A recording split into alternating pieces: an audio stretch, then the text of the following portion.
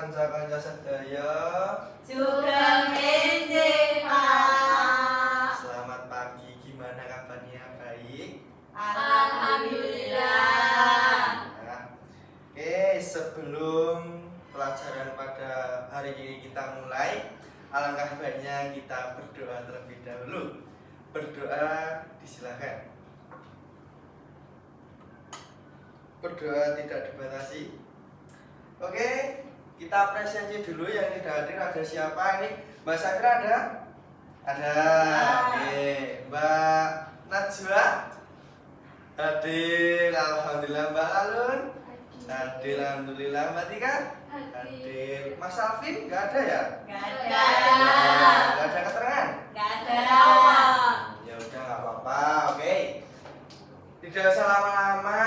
Jadi di depan teman-teman semuanya sudah terpaparkan sebuah materi yang akan Bapak sampaikan terkait dengan olahraga.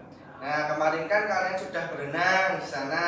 Sekarang kita olahraga yang ada keterkaitannya dengan budaya Jawa. Gitu. Nah, jadi Bapak ingin menyampaikan sebuah materi mengenai permainan tradisional, gobak sodor, dan filosofi pendidikan khas Yogyakartaan gitu. Tapi sebelum masuk dalam poin inti, apakah teman-teman sudah tahu gobak sodor itu apa?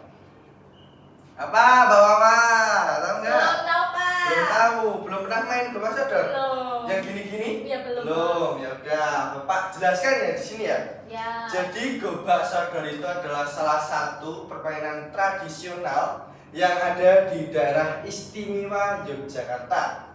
Permainan ini merupakan permainan untuk menghalangi lawan. Nah, nanti permainannya itu ada yang menyerang, ada yang menjaga.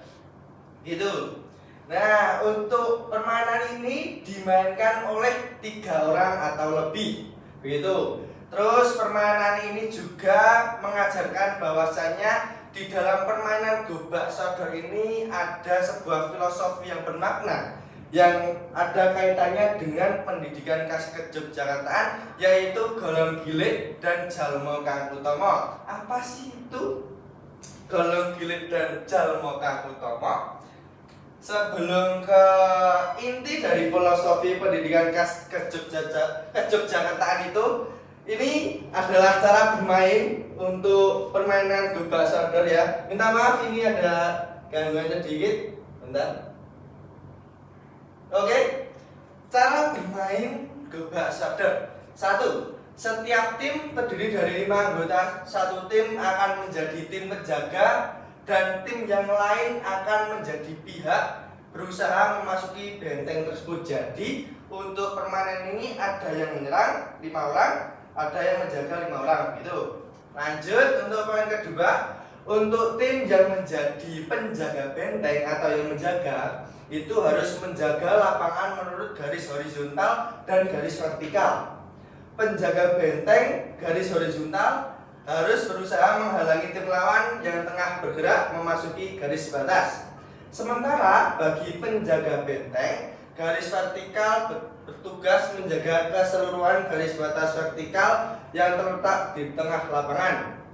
Lalu, tim lawan harus bergerak lewati garis dan penjagaan yang begitu ketat dari tim penjaga benteng. Gitu.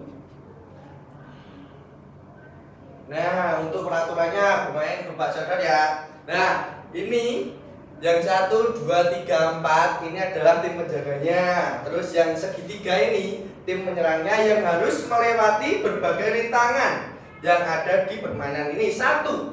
Setiap kelompok terdiri dari 5 orang. Lama waktu permainan yaitu 15 menit, memperoleh poin sebanyak-banyaknya. 3. Pada saat permainan, anggota tim serang yang bermain 5 orang, tim jaga yang akan bertahan sebanyak 5 orang. Setiap anggota kelompok tim serang yang berhasil kembali ke tempat start setelah melewati checkpoint akan mendapat 1 poin untuk setiap satu anggotanya. Dengan catatan tidak ada anggota tim serang yang masih berada di tempat start. Anggota tim serang dinyatakan gugur apabila anggotanya tersentuh oleh tim jaga atau keluar melewati garis batas lapangan yang telah ditentukan. Tim jaga hanya boleh bergerak di sepanjang garis melintang yang telah ditentukan dan kakinya harus selalu menginjak garis tersebut. Apabila anggota tim jaga memegang anggota tim serang namun posisinya keluar dari garis, maka dinyatakan tidak sah. Setiap tim wajib menggunakan sepatu olahraga dan menggunakan celana training panjang. Keterlambatan 5 menit untuk setiap tim. Nah, jadi untuk permainan ini tadi Bapak sudah jelaskan ada 2 tim. Ada yang menyerang itu 5 orang, terus untuk yang menjaga itu 5 orang. Itu terserah karena ini menyesuaikan dengan jumlah anggotanya berapa. Nah, nanti Bapak akan mengajak teman-teman semuanya untuk praktek, untuk bermain. Suka mau? Mau. Oke, nanti kita bermain ya, Gobak Soccer ya. Oke, kita masuk ke dalam filosofi golong gilik dalam Gobak Soccer. Jadi untuk permainan ini tadi Bapak sudah jelaskan beberapa kali. Terkait dengan permainan ini harus adanya kerjasama, karena Gobak Soccer ini jika bermain satu saja tidak dibantu oleh yang lain, tim itu akan kalah. Kekompakan kerjasama itu penting dalam permainan Gobak Soccer. Secara harfiah, golong berarti bulat atau bersatu, sedangkan gilik berarti silinder atau utuh. Konsep golong gilik secara tradisional melambangkan persatuan antara raja dan rakyat manunggaling kawula Gusti, yang menciptakan kekuatan dahsyat untuk mencapai tujuan bersama. Jadi dalam konteks permainan Gobak Soccer ini, filosofi golong gilik tercermin dalam 2 hal. Yang pertama, untuk golong, tim penyerang memiliki satu tujuan bulat untuk melewati penjaga benteng. Tim penjaga juga memiliki tujuan yang bulat, yaitu untuk menghalangi lawan agar tidak lolos. Tujuannya yang sama ini membuat setiap anggota tim bergerak dengan visi tunggal mereka sendiri. Gilik berarti keutuhan anggota. Gobak Soccer adalah permainan bergu yang sangat mengandalkan kerjasama tim, koordinasi, dan solidaritas. Anggota tim penjaga harus bergerak serentak dan mengisi celah pertahanan tanpa mengabaikan garisnya. Sementara tim penyerang harus saling melindungi dan memanfaatkan peluang yang dibuka oleh rekan satu tim. Kegagalan satu orang, misalnya tersentuh atau pada garis, akan memengaruhi nasib seluruh tim. Permainan ini mengajarkan bahwa kekuatan tim adalah hasil dari keutuhan dan kesatuan setiap individu yang bergerak seimbang.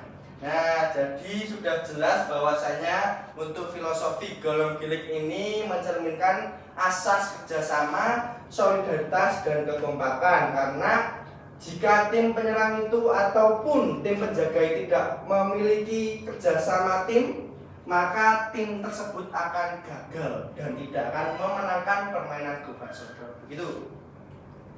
Lanjut, filosofi Jalmo Kang Utomo dalam Gobak Soccer. Apakah ada yang sudah tahu Jalmo Kang Utomo itu siapa? Apa artinya? Belum? Mbak Wawa ini pastinya tahu. Soalnya memakai busana Jawa ini loh, masa nggak tahu? Jalmo apa Jalmo? Pemimpin. Jalmo. Bisa, pemimpin bisa. Apa? Apa ya Pak? Nggak tahu. Oh, belum tahu. Ya udah, Bapak jelaskan di sini. Jalmo Kang Utomo yaitu memiliki manusia yang utama. Jalmo itu manusia yang utama, yang pastinya manusia itu harus berbudi luhur.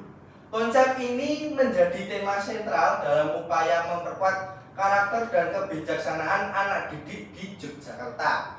Nah, permainan Gobak Soccer ini juga berperan sebagai untuk melatih diri menjadi Jalmo Kang Utomo melalui penanaman nilai-nilai seperti berikut.